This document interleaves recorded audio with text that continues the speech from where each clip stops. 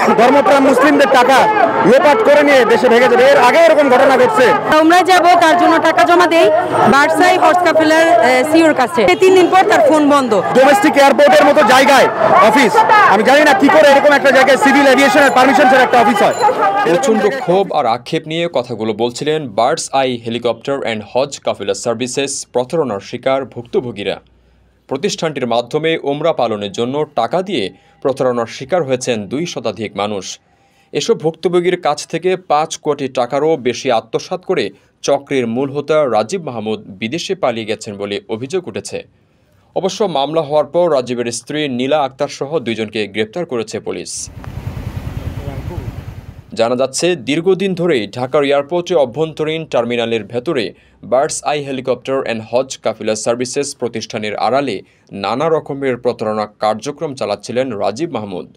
কম খরচের টিকিট ক্রয় থেকে সাশ্রয়ী হজ প্যাকেজের নাম করে কোটি কোটি টাকা লোপাট করেছেন তিনি।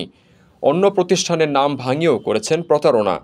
প্রবাসীর হেলিকপ্টারে পরিচয় দিয়ে অসংখ্য প্রবাসীর থেকে টাকা হাতিয়ে নেওয়ার অভিযোগ আছে রাজীবের বিরুদ্ধে।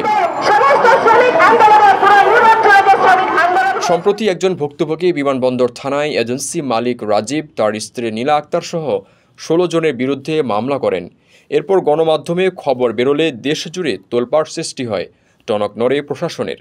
পরে অভিযান চালিয়ে রাজধানী ও গাজীপুর এলাকা থেকে কয়েকজনকে গ্রেপ্তার করে পুলিশ। তবে মামলা দায়েরের সপ্তাহ পার হলেও অর্থ আত্মসাতের মূল হোতা রাজীব মাহমুদকে এখনও গ্রেপ্তার করতে পারেনি পুলিশ। এখন দায়ীদের বিরুদ্ধে যথোপযুক্ত বিচার এবং ন্যায্য ক্ষতিপূরণের দাবিতে রাজধানীতে মানববন্ধন কর্মসূচি পালন করছেন ভুক্তভোগীরা। অনেকে জমি বিক্রি করে টাকা দিয়েছেন, অনেকে নিজের সঞ্চিত সব অর্থ এখানে বিলিয়ে দিয়েছেন শুধু আল্লাহর ঘর জিয়ারত করে যাওয়ার জন্য। তাদের সুষ্ঠু বিচারের দাবিতে এবং সঠিক ন্যায্য ক্ষতিপূরণের দাবিতে আজকের এই মানববন্ধন। আপনার স্বপ্নগুলো আকাশ ছবি প্রবাসীর হেলিকপ্টারের মাধ্যমে বিয়ে, জন্মদিন অথবা যে কোনো বিশেষ প্রয়োজনে হেলিকপ্টার ভাড়া করতে যোগাযোগ করুন স্ক্রিনে দেয়া নাম্বারে। প্রবাসীর হেলিকপ্টার, নিরাপদ ও সাশ্রয়ী বাহনের বিশ্বস্ত নাম।